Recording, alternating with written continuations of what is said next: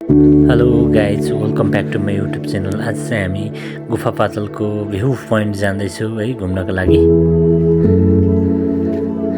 कता गएको कान्छी?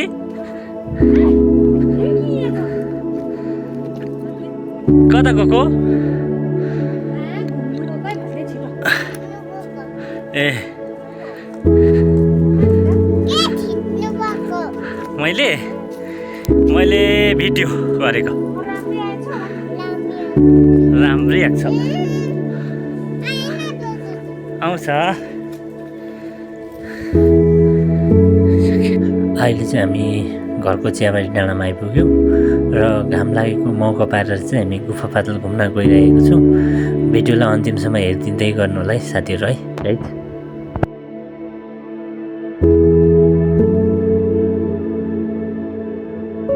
यो चाहिँ निशानीको बिन्दवासिनी मन्दिर हो। यहाँ चाहिँ दिनडेली पूजाहरू हुन्छ। तपाईँहरू पनि आएर पूजाआजा गर्नु सक्नुहुन्छ। वर्षमा एकपल्ट पूजा हुन्छ। यहाँ चाहिँ सरस्वती पूजाहरू लाउँछ है गाइस। माछा कतिवटा छ त्यहाँ नानी? ए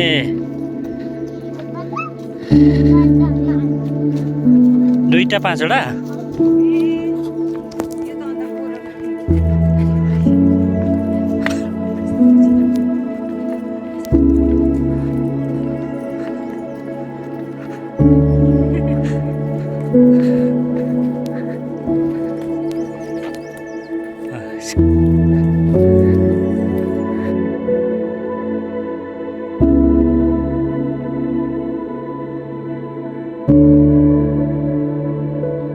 अहिले चाहिँ हामी दीपकमल सामुदायिक वन पोखरीमा आइपुग्यौँ। यहाँ चाहिँ फुलहरू रोप्दै हुनुहुँदो रहेछ। टोइलेटहरूको पनि व्यवस्था गरिसक्नु भएको रहेछ। माथि चाहिँ कटेज बनाइसकेको रहेछ भर्खरै। अनि नानीहरू चाहिँ गर्मीले कस्तो भइरहेछ हिँड्दा पनि। पर चाहिँ पोखरीको बिचमा चाहिँ बस्ने ठाउँ बनाएको रहेछ। हेर्नुहोस् है गाइस। भिडियोलाई हेरेर अन्तिमसम्म साथ सपोर्ट दिँदै गर्नुहोस् है साथीहरू।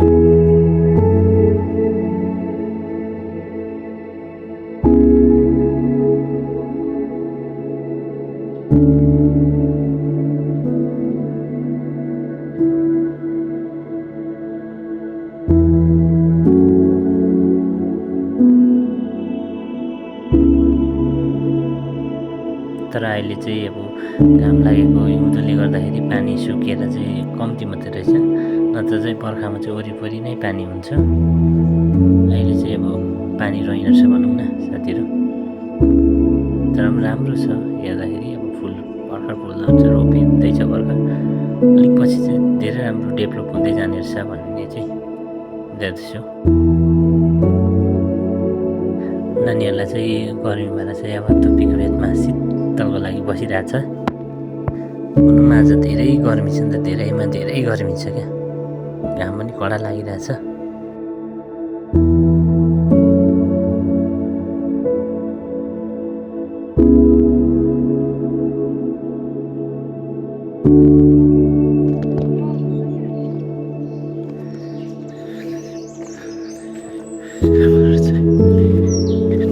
अब चाहिँ हामी इन्डियाको रोड निस्किन लाग्यो।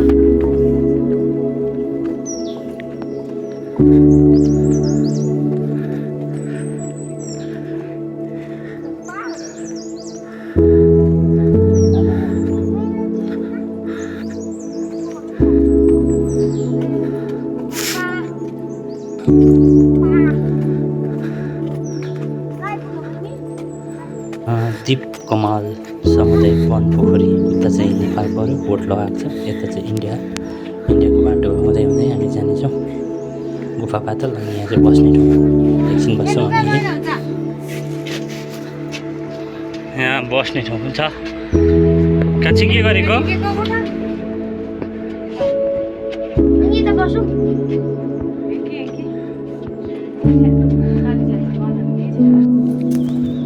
चाहिँ रोडै हेरेर जान्छौँ हामी। पुग्न लाग्यौँ अब चाहिँ।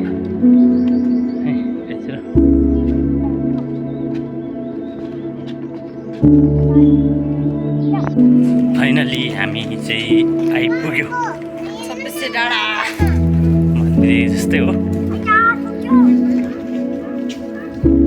हैन हल्लिन्छ र नानी आउँछ पर्यटकहरू चाहिँ पुरा सबैजना आउनु भएको रहेछ ल पक्र न हिँड त लु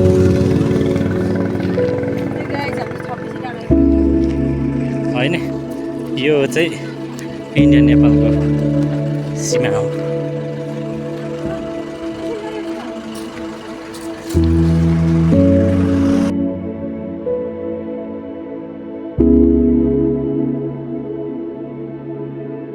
माथि देख्दै गरेको चाहिँ नेपाल हो अनि यता चाहिँ एसएसबी ब्यारेक छ बिचमा चाहिँ भारतको बाटो बनाउने रोड अनि उता चाहिँ नेपाल हामी रोड क्रस गर्दैछौँ है गाइस घुम्नुको लागि धेरै मान्छेहरू आइरहेको रहेछ अहिले चाहिँ अनि उपर देख्दै गरेको चाहिँ हाम्रो नानाहरूको दोकान हो त्यहाँ एकछिन जान्छौँ अनि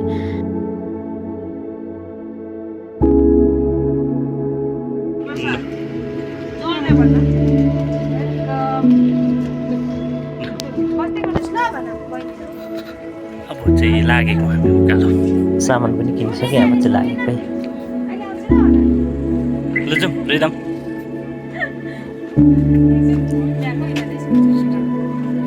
यताबाट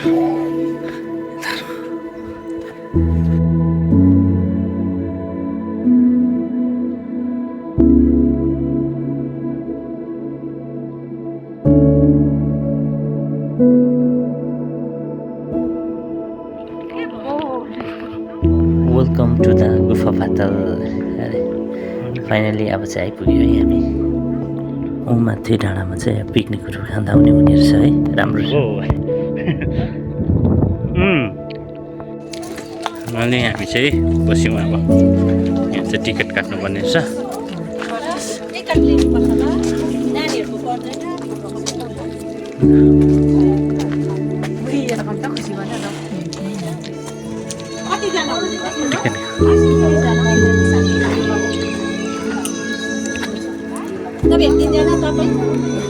होइन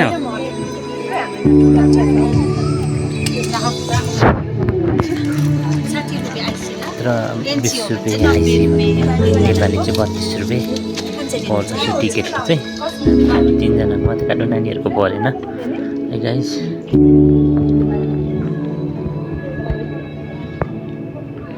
टिकट काट्यो डु नट